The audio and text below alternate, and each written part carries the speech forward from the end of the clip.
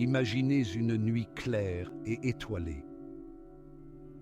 5 hommes, amis en voyage de pêche, profitent du calme et de la tranquillité. Ils ne le savent pas encore, mais ils sont sur le point de naviguer vers un mystère, une énigme effrayante qui hantera le monde pendant des décennies. C'est l'histoire de la Mary Celeste, un navire retrouvé à la dérive, abandonné, mais parfaitement intact. L'année était 1872. La Mary Celeste, un brick-goélette marchand, a quitté New York pour Gênes, en Italie. À bord se trouvait un capitaine chevronné, sa femme et sa jeune fille, ainsi qu'un équipage de 7 marins expérimentés. Puis, le 4 décembre 1872, un brick britannique nommé Dei Gratia a repéré un navire dérivant sans but dans l'Atlantique Nord, à environ 400 milles à l'est des Açores.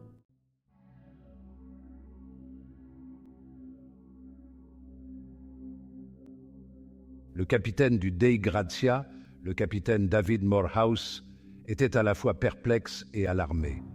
Il connaissait la Mary Celeste, ayant dîné avec son capitaine Benjamin Briggs quelques jours seulement avant son départ de New York. Morehouse a envoyé un groupe d'abordage pour enquêter. Ce qu'ils ont trouvé à bord était profondément troublant.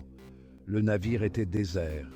Il n'y avait aucun signe de lutte, aucune indication de piraterie et aucune trace du capitaine, de sa famille ou de l'équipage.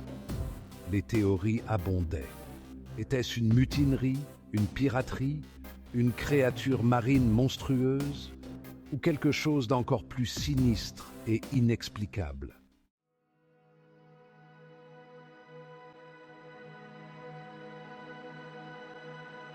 La Mary Celeste, autrefois symbole d'espoir et d'aventure, est devenue une énigme flottante. Elle nous mène à une île isolée et balayée par les vents de l'Atlantique Nord, nimbée de mystère et de folklore. L'île de Skye. Certains pensent que la Mary Celeste, dans ses derniers instants désespérés, a dérivé dans un vortex surnaturel près de l'île de Skye. L'équipage de la Mary Celeste est-il entré dans une autre dimension, attiré par des sirènes éthérées ou piégé par des esprits vengeurs?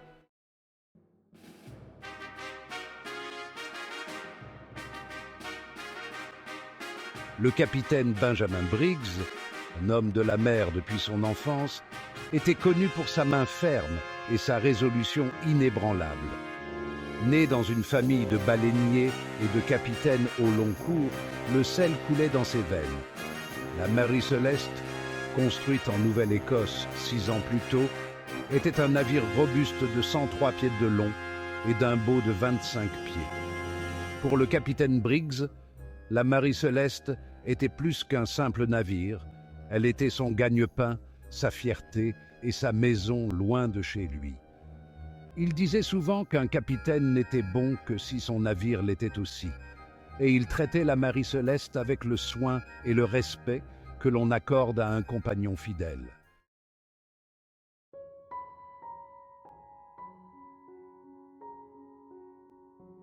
Pourtant, malgré l'expérience du capitaine et la solide réputation du navire, une ombre de malheur semblait suivre la Mary Celeste. Son voyage inaugural, sous un autre capitaine, s'était terminé brutalement lorsqu'elle était entrée en collision avec un autre navire dans la Manche. Le capitaine Briggs, cependant, restait imperturbable. Il considérait ces incidents comme des défis surmontés, une preuve de la résilience du navire.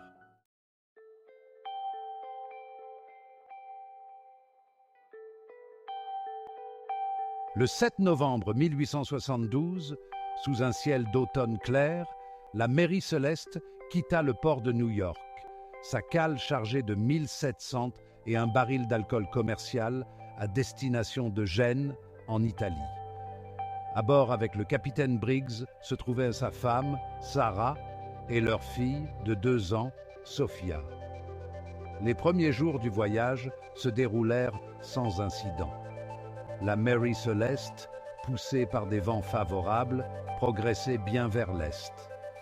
Sarah, une femme capable, s'adapta rapidement au rythme du navire, aidant à la préparation des repas, divertissant Sophia et tenant un journal de leur voyage. La mer, pendant ces premières semaines, semblait plus bienveillante que menaçante, une vaste toile bleue s'étendant sous un ciel sans fin.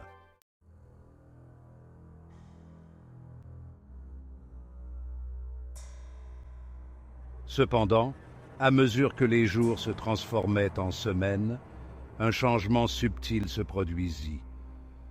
Les vents, autrefois favorables, sont devenus imprévisibles, changeant de direction sans prévenir.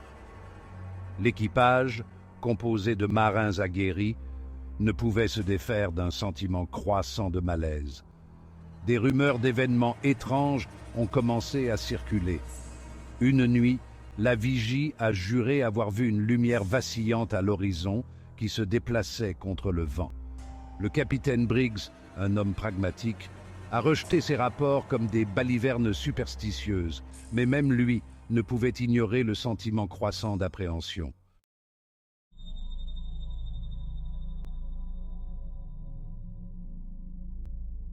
Le changement d'atmosphère à bord de la Mary Celeste était palpable, comme si un passager invisible était monté à bord, apportant avec lui une présence effrayante. Le capitaine Briggs, un homme qui ne se laissait pas facilement influencer par la superstition, se surprenait de plus en plus attiré par le compas du navire, comme s'il cherchait à se rassurer sur sa direction constante. Sarah, elle aussi, sentait le changement d'atmosphère. Ses entrées de journal, autrefois pleines de vie, sont devenues plus courtes, remplies de descriptions du silence oppressant et du sentiment troublant d'être observé. L'océan lui-même, autrefois source d'émerveillement et d'inspiration, semblait désormais abriter une présence menaçante, ses vastes profondeurs cachant des secrets qu'il valait mieux ne pas déranger.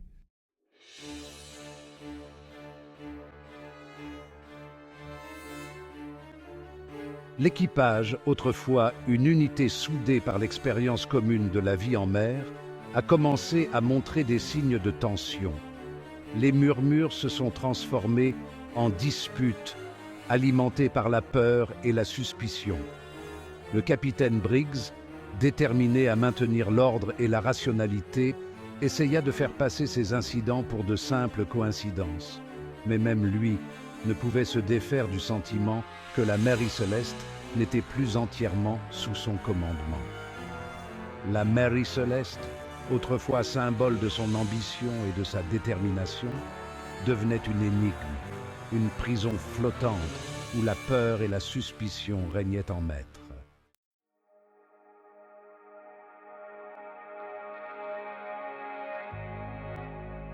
Puis, aussi soudainement qu'ils avaient commencé, les événements étranges cessèrent. Le vent tomba, laissant la Mary Celeste immobile sur une mer d'huile. L'équipage, épuisé par des semaines de tension et d'incertitude, se déplaçait sur le pont comme des automates, le visage tiré et pâle. La Mary Celeste, autrefois un navire plein de vie et d'objectifs, était devenu un vaisseau fantôme à la dérive dans une mer de silence.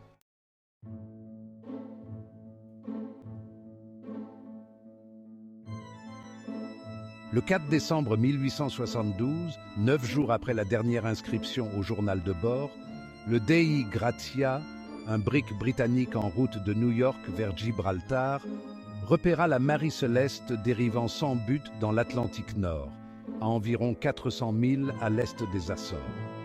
Les voiles du navire étaient partiellement hissées, mais sa barre était sans équipage. Il n'y avait aucun signe de vie à bord. Le capitaine David Morehouse du Dei Gratia, reconnaissant la Mary Celeste de sa rencontre avec le capitaine Briggs à New York, ordonna à un groupe d'abordage d'enquêter. Ce qu'ils trouvèrent à bord allait devenir l'un des mystères maritimes les plus durables de tous les temps. La mer, comme elle l'avait fait tant de fois auparavant, avait emporté ses secrets ne laissant derrière elle qu'un héritage de questions sans réponse et une fascination durable.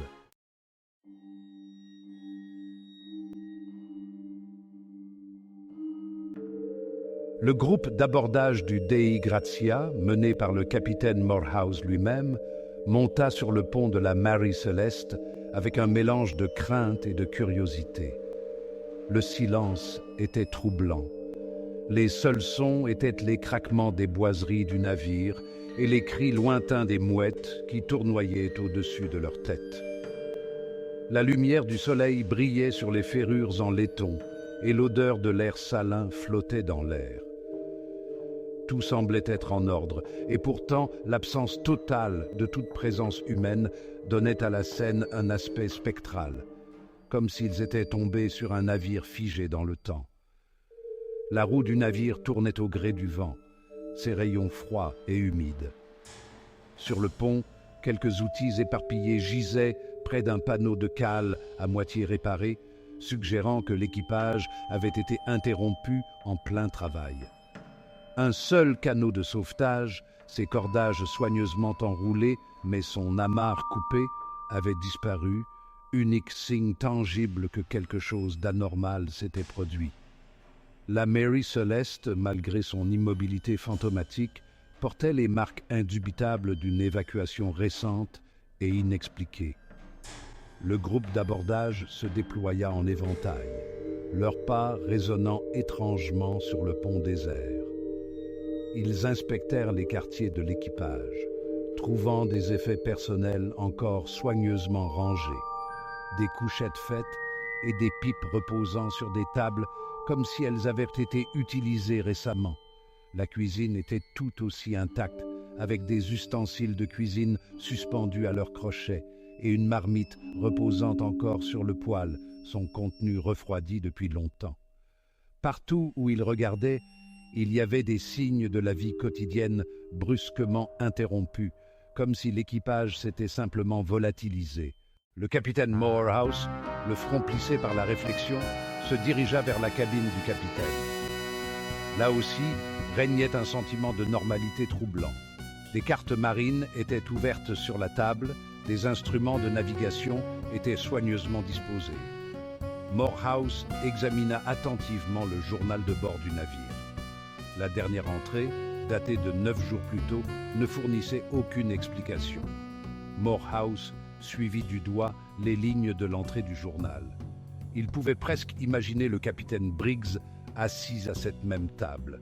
Cette pensée lui donna des frissons dans le dos. Quelle terreur les avait saisis au point qu'ils abandonnent un navire en parfait état de navigabilité.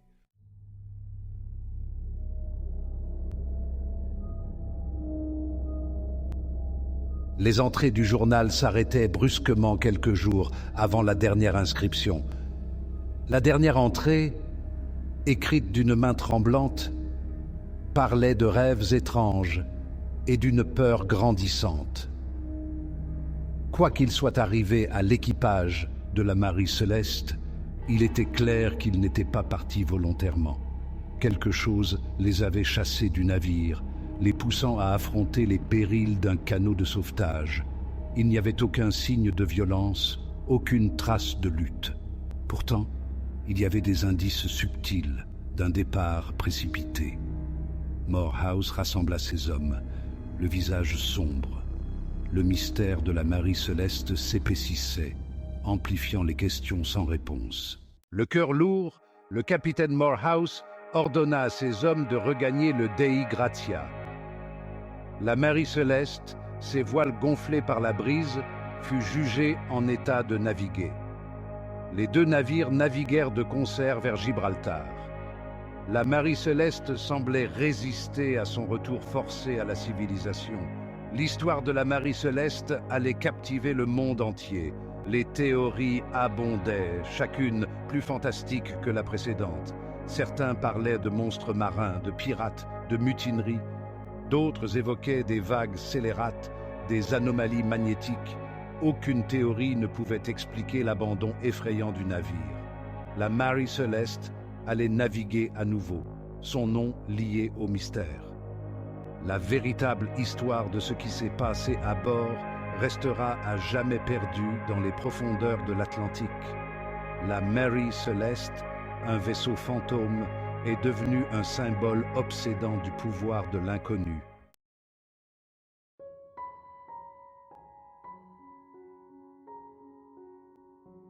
La Mary Celeste continua à naviguer, atteignant finalement Gênes et poursuivant ses voyages à travers l'Atlantique pendant encore 12 ans.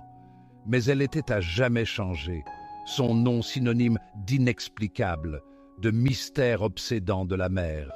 Aucune réponse définitive n'a jamais été apportée pour expliquer l'abandon du navire. Les théories ont continué à émerger, chacune tentant de percer le mur de silence que la Mary Celeste semblait avoir érigé autour d'elle. Certaines pointèrent du doigt la cargaison d'alcool industriel, spéculant que des vapeurs s'étaient enflammées, provoquant une petite explosion qui avait terrifié l'équipage au point de le faire abandonner le navire. D'autres suggéraient la piraterie, mais la cargaison intacte et les effets personnels de l'équipage plaidaient contre cette hypothèse.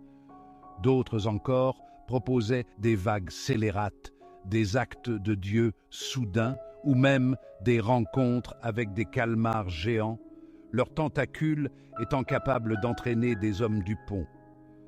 Pourtant, aucune de ces théories ne prenait pleinement en compte l'ensemble des éléments de preuve, l'absence étrange de tout signe de lutte, l'ordre méticuleusement maintenu du navire, la dernière entrée du journal de bord écrite de la main ferme du capitaine Briggs, comme si de rien n'était.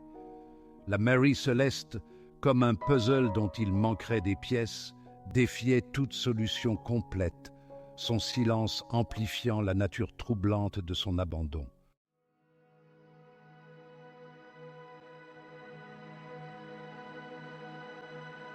Le mystère de la Mary Celeste a résonné bien au-delà du monde de l'histoire maritime. Il est devenu une parabole de l'inconnu, un rappel effrayant de la fragilité de la vie humaine face à des forces vastes et inconnues. Écrivains, artistes et cinéastes ont trouvé l'inspiration dans cette histoire, chacun ajoutant sa propre interprétation à la mythologie grandissante entourant le navire. Sir Arthur Conan Doyle, créateur de Sherlock Holmes, a écrit un récit romancé des événements, renforçant ainsi la place de la Mary Celeste dans la culture populaire. Des tableaux représentaient le navire enveloppé de brouillard, ses voiles dégonflées, présence fantomatique sur une mer agitée. Des films et des émissions de télévision ont exploré les possibilités, du banal au surnaturel, chacun tentant de résoudre l'irrésoluble. Mais le véritable pouvoir de l'histoire de la Mary Celeste ne réside pas dans les diverses tentatives d'explication, mais dans son mystère durable. Elle est devenue un miroir reflétant nos peurs et nos angoisses les plus profondes, notre peur primale de l'inconnu, des forces vastes et indifférentes qui gouvernent le monde naturel.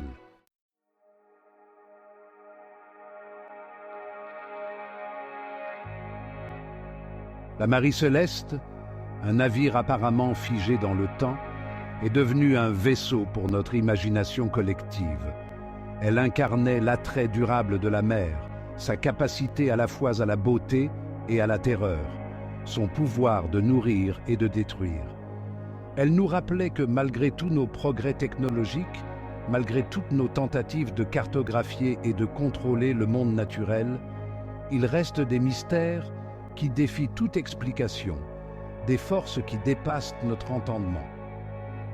La mer, comme pour garder ses secrets, n'a jamais révélé la vérité sur la Mary Celeste. Le navire lui-même a fini par être perdu, son dernier lieu de repos inconnu.